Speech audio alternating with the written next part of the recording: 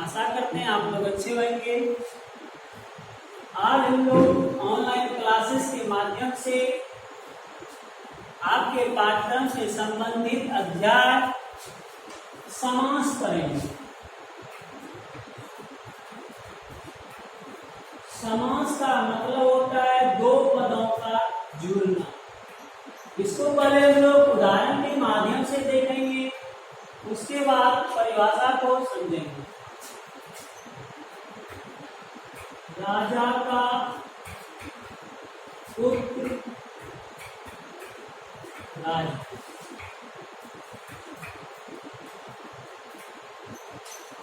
इसको कहते हैं हम लोग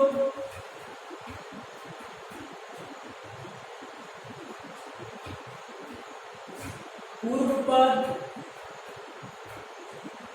इसको कहते हैं हम लोग उत्तर पद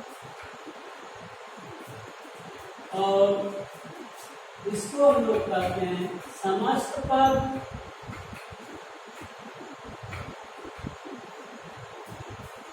इसको विभक्ति कहते हैं और इस पूरे को हम लोग सामासिक विग्रह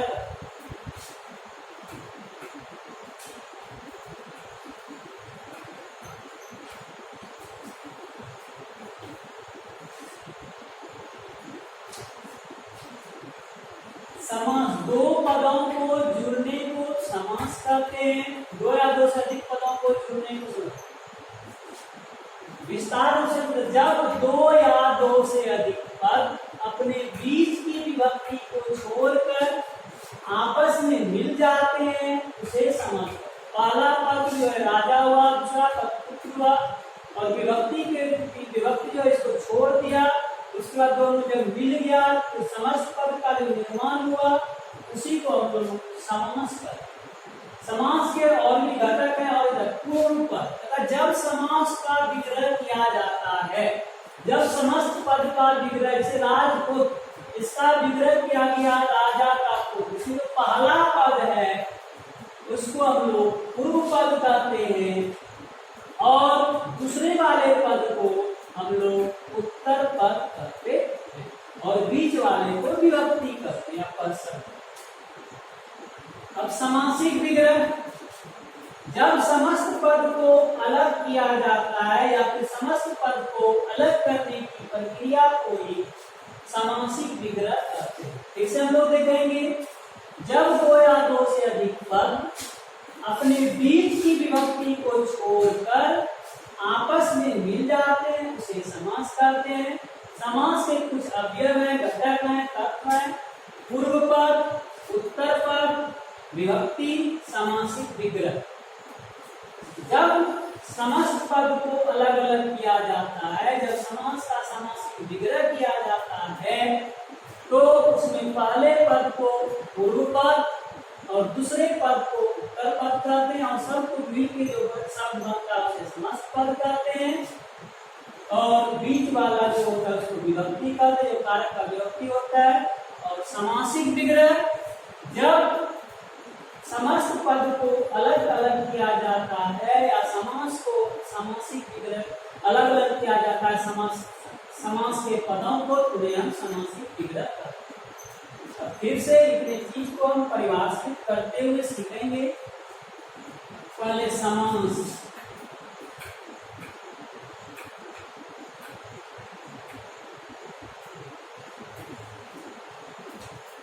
जब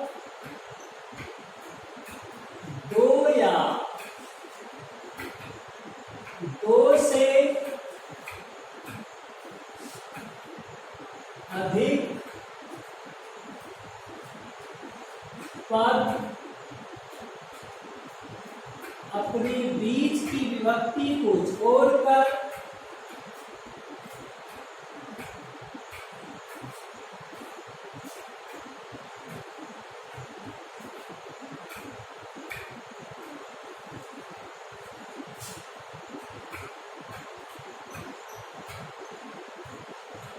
आपस में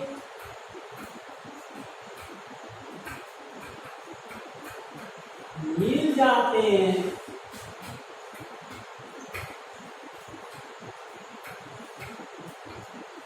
उसे समास करते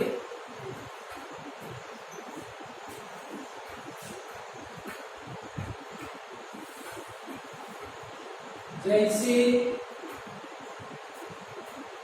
राजा का पुत्र बराबर राज। ये हो गया आपका समास या समास।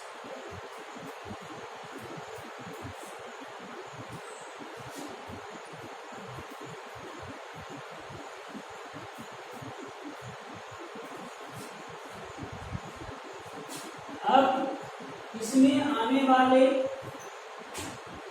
पद को जानेंगे, कर्म को जानेंगे। समासिक विग्रह,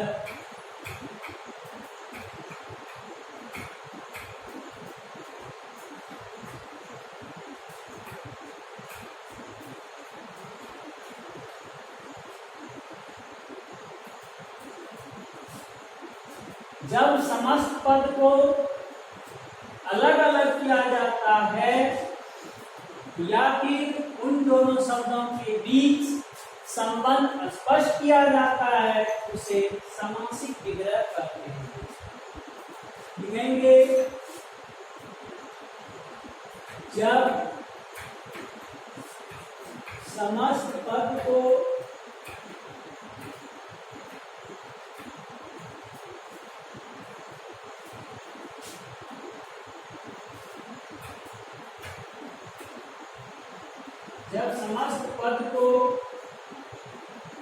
विग्रह कर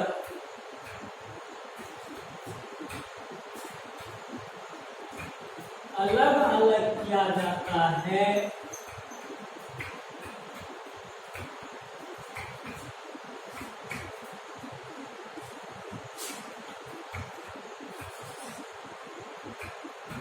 को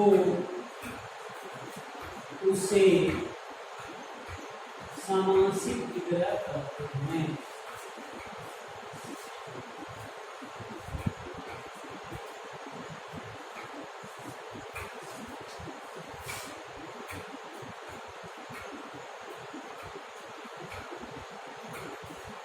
जैसे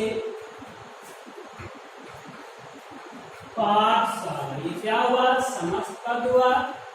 इसके अर्थ को स्पष्ट करने के लिए इसका विग्रह करते हैं, उसी को समासिक विग्रह कहते हैं। पाठ के लिए शाला, पाठ के लिए खास जब समस्त पद को विग्रह कर अलग अलग किया जाता है तो उसे समासिक विग्रह। क्यों अलग अलग करते हैं? उस समस्त पद के अर्थ को स्पष्ट करने के लिए ही हम लोग उन्हें अलग अलग करते। जैसे पाठशाला, पाठ के लिए शाला, इसी को जो पाठ के लिए शाला हुआ, इसी को हम लोग समासिक विग्रह करते। रसोई घर, रसोई के लिए घर, रसोई के लिए घर जो हुआ वो समासिक विग्रह।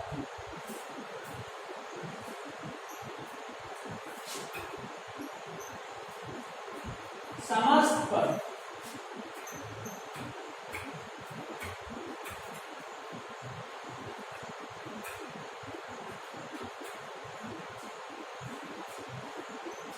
अनेक शब्दों को संक्षिप्त कर अनेक शब्दों को संक्षिप्त कर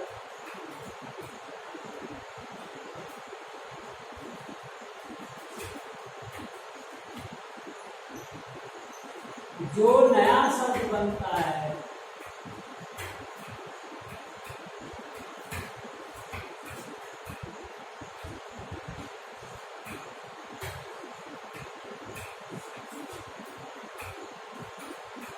उसे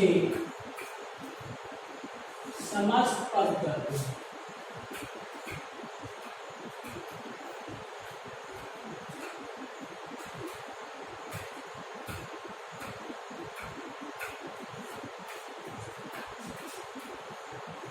जैसे ये पाठ के लिए शाला, ये अनेक शब्द के दो शब्द हैं।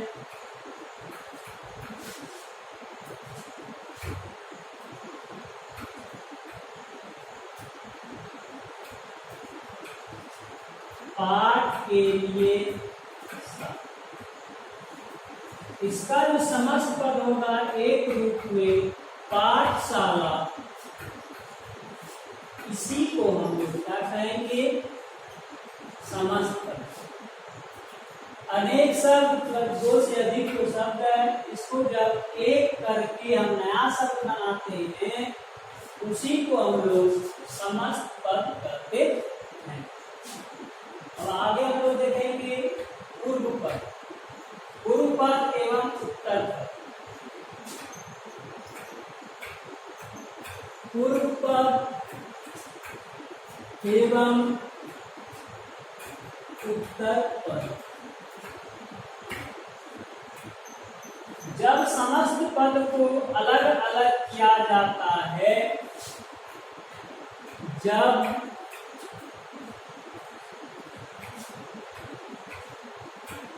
समस्त पद को अलग अलग किया जाता है,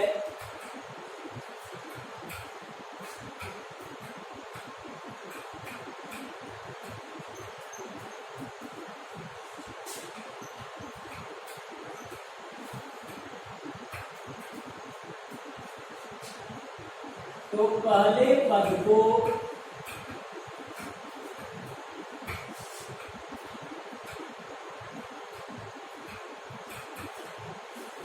पूर्व पद एवं दूसरे पद को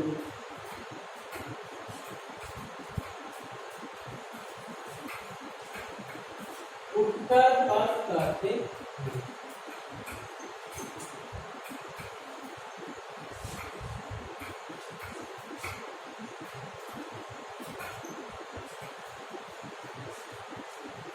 जैसे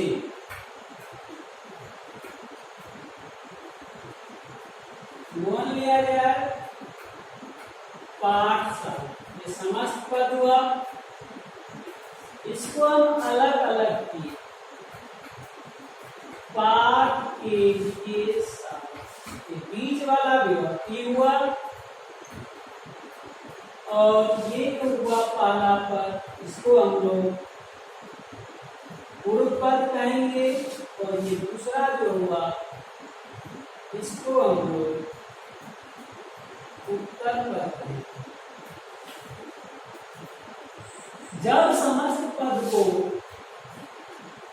इसे कहेंगे पूर्व पद एवं उत्तर पद, जब समस्त पद को अलग अलग किया जाता है, तो पहले पद को पूर्व पद एवं दूसरे पद को उत्तर पद कहते हैं। जैसे पाठशाला, पाठ के लिए यहाँ पाठ हो गया पूर्व पद, यहाँ शाला हो गया उत्तर पद, और ये विभक्ति।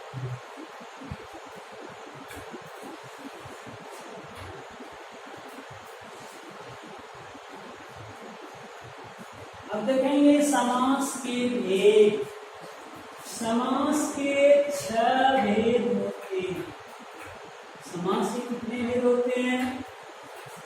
6 भेद होते हैं।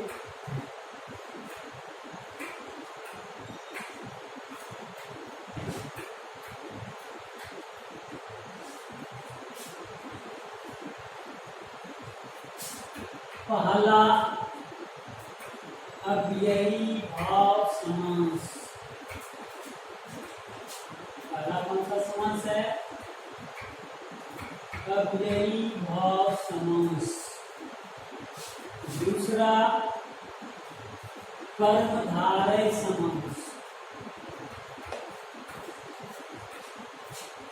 दूसरा कर्मधारय समास। तीसरा तत्पुरुष समास। तीसरा तत्पुरुष समास। चौथा द्वंद्व समास, पांचवा बहुव्रीहि समास,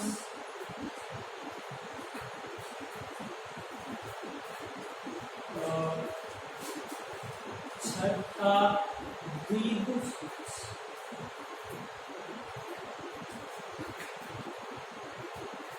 अब तुम लोग बारी बारी से सभी की परिभाषा को देखते जाएंगे और उसके उदाहरण सहित परिभाषित करेंगे। और समास के 6 संतन से हुए अव्ययी भाव समास, कर्मधारय समास, तत्पुरुष समास, द्वंद्व समास, बहुव्रीहि समास और द्विगु संख्यावाची द्विगु समास याद रखेंगे। जिस पद का प्रथम पद संख्यावाची और द्विगु समास होगा, अर्थार्थ वाला बहुव्रीहि समास और वाला होता है द्वंद्व। उत्तम 3 समास को पहचानने का अपना एक शॉर्ट ट्रिक है, संक्षिप्त रूप है।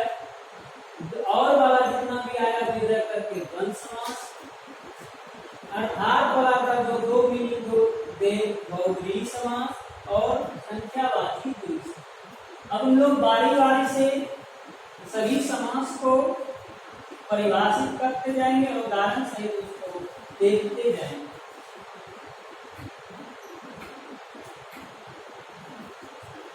पहला अव्ययी भाव समास।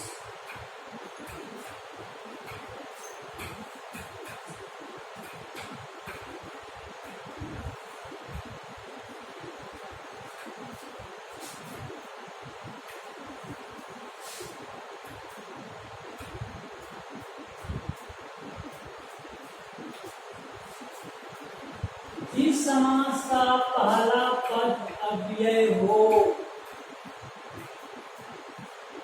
अव्यय अर्थात जिस शब्द का रूप कभी नहीं बदले, जिस समास का पहला शब्द पद अव्यय हो, उसे अव्ययी भाव समास कहते हैं। अव्यय किसे कहते हैं? जिस शब्द का रूप कभी नहीं बदले, उसे अव्ययी भाव समास कहते हैं।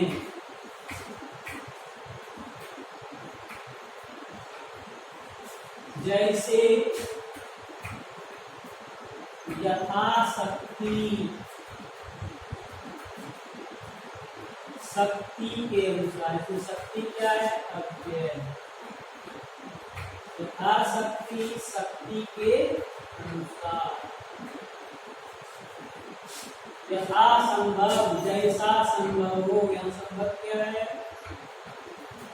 अव्यय पहला पद, इसलिए यदि अव्ययी भाव समास हुआ। जैसा संभव अर्थात जिस समास का पहला शब्द पद अव्यय हो, उसे अव्ययी भाव समास कहते हैं। जैसे यथाशक्ति, शक्ति के अनुसार। यथासंभव, जैसा संभव हो। दूसरा तत्पुरुष समास।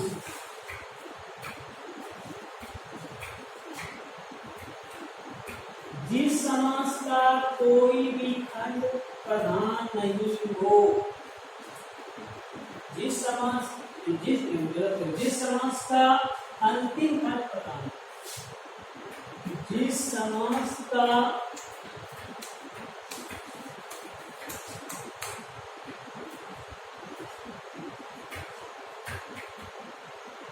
अंतिम खंड प्रधान हो, उसे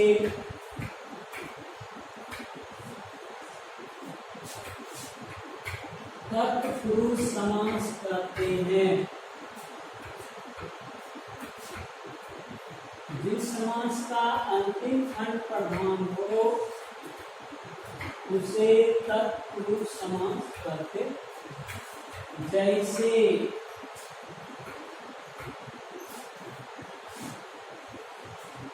ग्रामगत,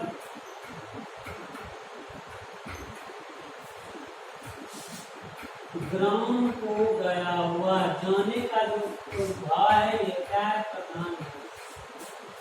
ग्राम को गया हुआ, प्रदूषण रहित,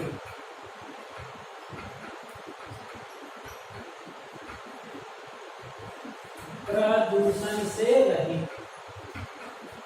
नोट्स में आपका संक्षिप्त रूप में दिया गया है जिससे आपको परिभाषा याद करने में आसानी हो, इसलिए उसके संक्षिप्त रूप में परिभाषा दिया गया है।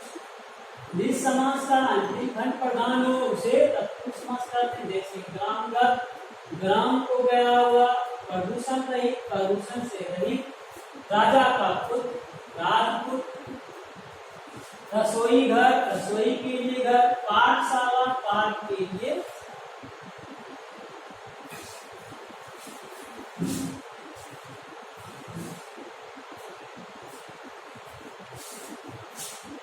अब हम लोग देखेंगे तीसरा कर्मधारय समास।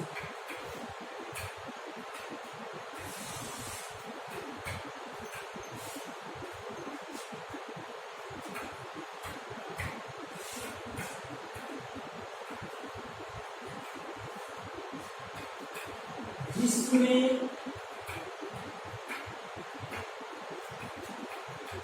उपमा, उपमेय,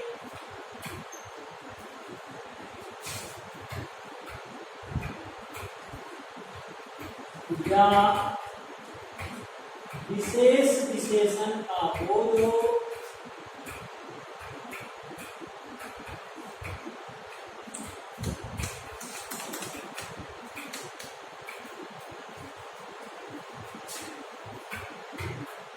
उसे कर्मधारय समास कहते हैं।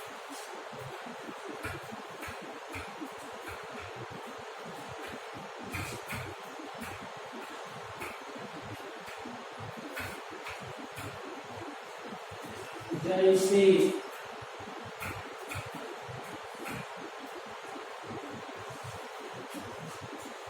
नीलकंठ,